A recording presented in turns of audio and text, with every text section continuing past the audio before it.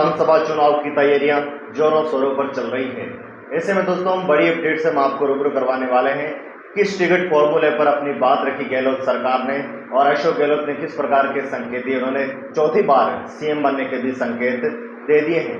राजस्थान के मुख्यमंत्री अशोक गहलोत की ओर से कहा गया है कि इस बार अगले विधानसभा चुनाव यानी कि आने वाले विधानसभा चुनाव में वो बड़ी जिम्मेदारियां उठाने वाले हैं। मुख्यमंत्री अशोक गहलोत ने ऐसे कई बयान देते हुए जिसके मायने काफी गहरे होते हैं। वे इशारों में कई बड़े बातें कहे जाते हैं जिसका राजनीतिक लोग अलग अलग विश्लेषक अलग अलग मायने निकालते हैं।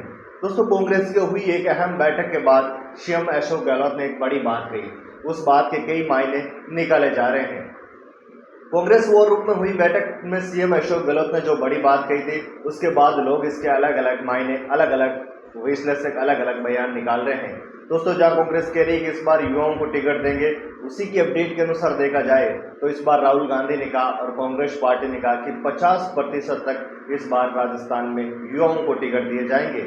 आगामी विधानसभा चुनाव की विशेष अवसर दिए जाएंगे जहां पर युवाओं को चुनाव लड़ने का अवसर मिलेगा।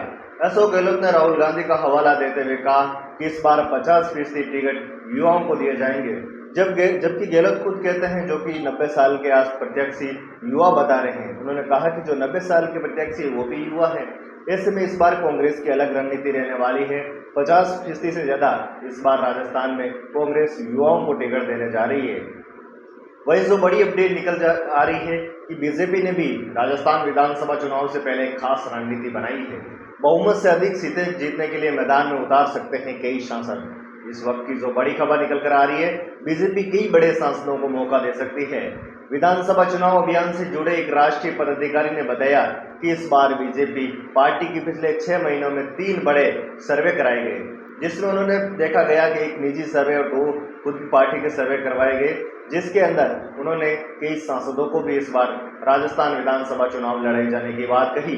राजस्थान में कुछ महीने बाद ही विधानसभा चुनाव है। ऐसे में राजस्थान विधानसभा चुनाव में बहुमत से अधिक सीटें जीतने के लिए इस बार भाजपा खास रणनीति बना रही है। भाजपा चाहती है कि वो 2 सदस्यीय विधानसभा में 130 से 140 सीटें सुनिश्चित करें। चाहती है कि वो स्पष्ट से भी ज्यादा बहुमत निकाले। इस रणनीति में आधा दर्जन से ज्यादा इस बार सांसदों को बीजेपी मैदान में उतार सकती है। इस बारे में सांसदों को संकेत भी दे दिए गए। इसके साथ ही पार्टी की ओर से कराए गए सर्वे में 77 विधानसभा सीटों पर विशेष रणनीति बनाई जा रही है, विशेष ध्यान दिया जा रहा है, जिसमें से 58 सीटें तो ऐसी है जहां पर बीजेपी 2 से 3 बार हार चुकी है। जातिगत समीकरण साधने की भी कोशिश की जा रही है। इसमें से अधिकांश सीटें ऐसी है जहां पर भाजपा का जातिगत समीकरण साधने को लेकर रणनीतियां तय हो रही है। इसके तहत विभिन्न जातियों के प्रभाव रखने वाले क्षेत्रों में पार्टी नेताओं को वहां से विधानसभा क्षेत्र की जिम्मेदारियां सौंप दी है। विभिन्न समाजों के बड़े नेताओं को भी संगठित करके वहां पर विधानसभा चुनाव लड़ने की बात कही जा रही है। तो दोस्तों किस सांसद को कहां से चुनाव लड़ाया जा सकता है? जयपुर शहर से सांसद रामचरण बोहरा और राज्यसभा सांसद घनश्याम तिवाड़ी, राज्यसभा सदस्य घनश्याम तिवाड़ी को किसी न किसी एक को सांगानेर विधानसभा सीट से इस बार चुनाव लड़वाने की कोशिश की जा रही है और वहां पर विचार किया जा रहा है। तिवाड़ी 2 बार इसी सीट से विधायक रहे, वही बोहरा सांगानेर के मूल निवासी है। ऐसे में यहाँ पर ब्राह्मण मतदाताओं को लुभाने की कोशिश में इन दोनों प्रत्याशियों में से एक प्रत्याशी को वहां चुनावी मैदान में उतारा जा सकता है। टोंक सवाई माधोपुर से सांसद सुखबीर सिंह को भी वहां से चुनाव लड़ाया जा सकता है। गुजर बाहुल्य कोटपुतली राज्यसभा की सांसद दिव्या कुमारी को भी सवाई माधोपुर से बीजेपी चुनाव लड़ा सकती है। वही दोस्तों राजस्थान के विधानसभा चुनाव से पहले एक बड़ी अपडेट और निकल कर आ रही है। राजस्थान में किस प्रकार के कांग्रेस में भी चुनावी समीकरण निकल रहे हैं, सचिन पायलट को लेकर क्या अपडेट निकल कर आ रही है, उससे पहले आप इस वीडियो को लाइक और शेयर जरूर करें और साथ ही साथ कमेंट जरूर करें कि इस बार राजस्थान में कौन सीएम बन सकता है या कौन सी पार्टी बहुमत से अपनी सरकार बना सकती है। दोस्तों बात कर लेते हैं वसुंधरा राजे की।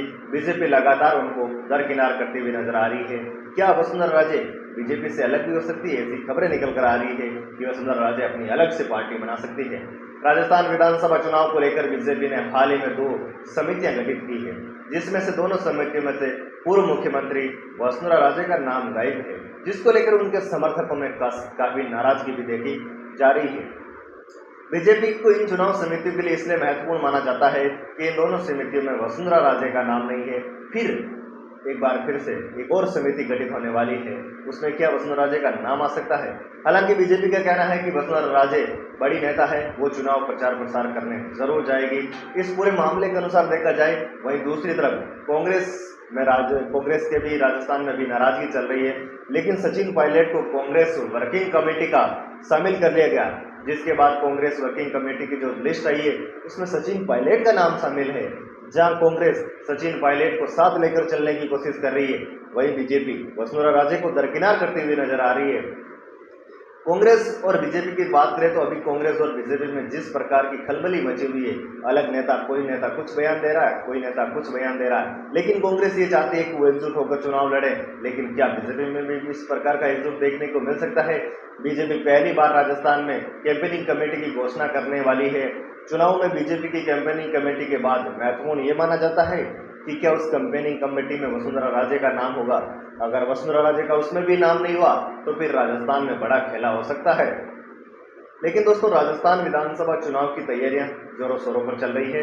राजस्थान में कांग्रेस पूरी कोशिश कर रही है कि वो अपनी सरकार रिपीट करे, लेकिन बीजेपी ये चाहती है कि वो भी इस बार स्पष्ट बहुमत से अपनी सरकार बनाए। वही दोस्तों, विजय बैंसला बीजेपी में शामिल हो चुके हैं। एक बड़ी अपडेट निकल कर आ रही है। विजय बैंसला इस बार बीजेपी को सपोर्ट करते हुए नजर आएंगे।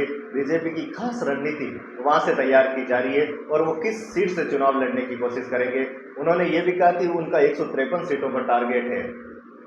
राजस्थान में विधानसभा चुनाव की तैयारियां जोरों पर है। पार्टियां तमाम नेताओं को अपने अपने समुदाय के लिए भाजपा की एक नई प्लानिंग तैयार कर चुकी है। गुर्जर समुदाय के वोटों को अपनी ओर करने के लिए बीजेपी ने एक बड़ा प्लान खेला है। विजय बैंसला अब खुलकर बीजेपी के साथ चुनावी मैदान में होंगे। गुर्जर वोटर्स को अपनी ओर करने के लिए बीजेपी ने विजय बैंसला को अपनी ओर ले लिया है, जिसे वो बीजेपी की ओर अपने चुनावी प्रचार प्रसार करते हुए नजर आएंगे। दोस्तों, इसके चलते अब बीजेपी के कार्यक्रम में भी वो दिखाई देने वाले हैं। हाल ही में एक ताजा मामला जयपुर का है, जहां पर एमबीसी के समाज के गुर्जर नेता विजय बैंसला गुर्जर समाज की ओर से बीजेपी के लिए रखे गए एक कार्यक्रम में हिस्सा लिया। साथ ही वो गुर्जर वोटर्स बैंक को लुभाने की कोशिश भी बीजेपी कर रही है।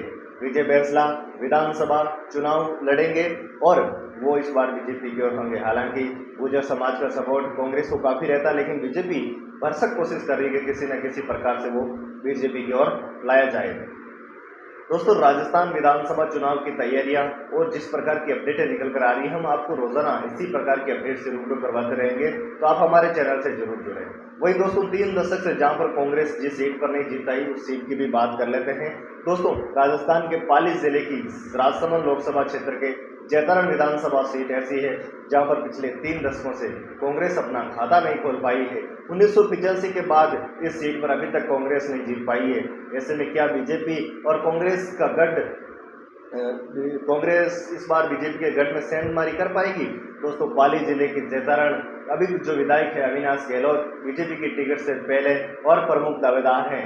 दोस्तों, युवा भी है और जातिगत समीकरण के अनुसार देखा जाए तो बीजेपी वहां पर काफी पिछले 3 दशकों से अपनी पकड़ मजबूत बनाई हुई है। 1952 से लेकर 1962 तक रायपुर क्षेत्र में इसमें शामिल हुआ था और यहाँ से 1985 से लेकर अभी तक कांग्रेस का विधायक नहीं जीत पाया है।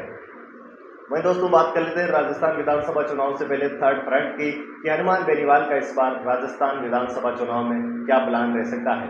दोस्तों, राजस्थान विधानसभा चुनाव की ओर देखा जाए तो हनुमान बेनीवाल यानी कि राष्ट्रीय लोकतांत्रिक पार्टी इस बार राजस्थान की सभी 200 विधानसभा सीटों पर चुनाव लड़ेगी।